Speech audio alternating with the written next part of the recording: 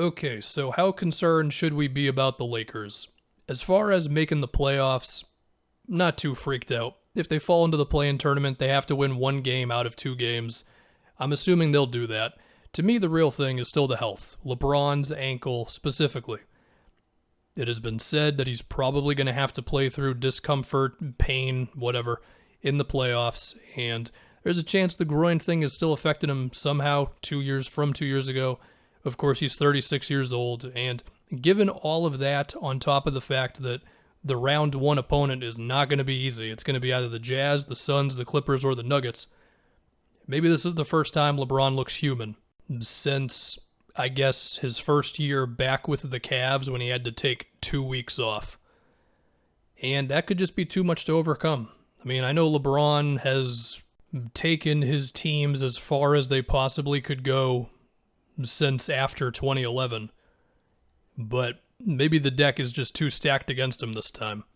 I mean, if you believe that LeBron is going to be healthy enough to where he can create all the offense and still move around on defense, because that's huge. I mean, that's still the Lakers' main thing is defense, then okay, but I'm just saying, it's going to be tough. I mean, you picture the Lakers facing the Suns, right? Suns, great defensive team. And LeBron, maybe he's like a little slower off the dribble, just a little bit. He's still smart as hell. He's still a bully. He can still do stuff in the post, but maybe he's just like a little slower, right? That could be all the difference right there, especially if the Suns are able to get a couple extra buckets because LeBron just can't move as well, change directions as well, all that defensively. Now, this is not me implying that LeBron would be the reason for the Lakers losing a series or whatever, but it's more just like, instead of him just being able to completely dominate in any way he'd want to, what if he was just really, really good? You combine that with AD potentially still having some injury stuff, even if he was just great against the Blazers. And, we saw Montrez be a way worse player in the playoffs last season, and Schroeder has missed some time here. That could be the difference when you're facing a really good team. It also doesn't help that the Lakers have been getting the worst version of Andre Drummond. I mean, I can picture the Jazz and the Suns just running play after play, not just at Drummond, but all of the Lakers' bigs unless AD is at center. Because Gasol, I mean, I would give Gasol some chance to step up on those screens, but doing it every single time, I don't know if he can do that as well as he once was able to. Same thing with Drummond, same thing with Montrez, and of course the reply here is Anthony Davis at center. I agree. We've seen how dominant he is when he can just patrol the 5 spot. But still, it's like those guys are going to play minutes. It's not going to be AD at center for 48 minutes. Speaking of AD, if he's amazing, then assuming LeBron is still like 90% or whatever of what he can be at this point, then that could still be enough. I mean, is there a formula for the Jazz or the Suns or the Clippers slowing down Anthony Davis? I don't know. I mean, I think AD on Gobert, it's interesting. I think AD could have success there. I mean, in terms of scoring on Gobert in the post, maybe AD wouldn't be able to muscle him out of the way that Jokic or Embiid can, but I would imagine AD could beat him off the dribble. I think if you set the screen really high and give AD a good running start, he could get past Gobert for that. If it's a pick and pop, whether it's a jump shot or maybe AD then going off the dribble if he's got a little bit of space on Gobert. I mean, if it wasn't going to be Gobert, then it would be a wing player on Davis, and good luck with that one, unless the Jazz were going to have Derek Favors and Gobert play together, but they haven't done that all season. Now, as far as the Lakers defending the Jazz, assuming guys are healthy, I think they could be pretty well equipped to deal with what the Jazz do, whether it's switching, because they've got a bunch of defenders who can defend a few positions, or it would be them doing kind of what they did against the Rockets, trapping the ball, running out to shooters, and just running guys off the three-point line constantly, and just having like a sixth sense defensively to be like, all right, you just ran that guy off, so now I've got to run here and all that. Now, that said, this Jazz team has a lot of guys who can do something off the dribble, so it's a little tougher, but I still think the Lakers could do it. For the Suns' sake, I don't trust DeAndre Ayton to guard AD like that.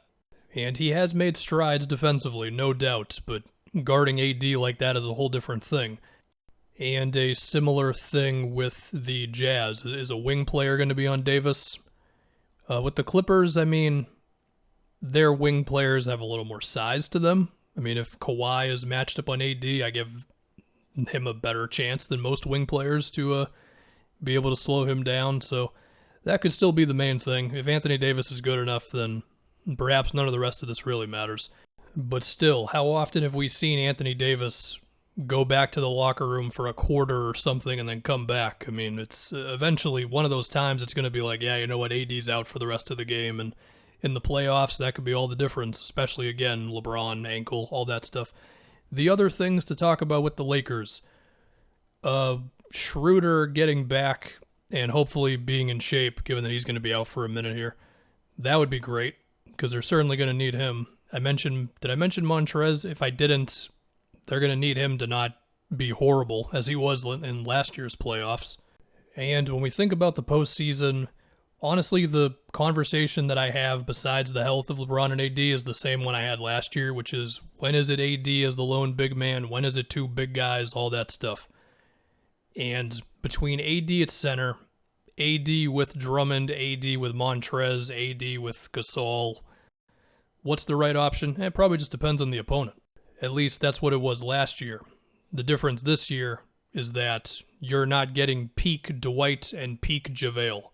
You're getting Drummond, who is one of the most inconsistent players in the NBA. Gasol, who, I mean, the fundamentals are still there. It's just, can he move? And then Montrez again, who somehow is a better inside scorer than Drummond, even though he's like 3 inches shorter. But again, we've seen him be bad in the playoffs, so I don't know, man. I feel like the perfect scenario, if we're going to assume that the ankle affects LeBron in some way, is Schroeder can get back and he can take some of the pressure off of LeBron in a series against the Jazz, Suns, probably one of those two teams, right? And AD is amazing. The big men are reliable enough, and LeBron can do kind of what he did in his first season with the Lakers, where it was like, oh, this guy, it looks like he's not moving half the time, and then he finishes with 25, 7, and 7. But those are a lot of things that need to go well. There is, of course, the alternative of AD and LeBron are just totally fine and they dominate everybody. And then as far as the rest of the guys are concerned, I mean, Kuzma's been better this year. His three has been better. I think defensively he's been more consistent. And perhaps he could give them kind of a saving grace defensively where you can put AD at center. We've seen how devastating he can be at the 5. And then Kuzma can fly around a little bit more, take some of the pressure off of LeBron. You combine that with KCP and Caruso and what they do on defense, it could be enough. I don't know. There's only so many ways I can say, hopefully LeBron's healthy.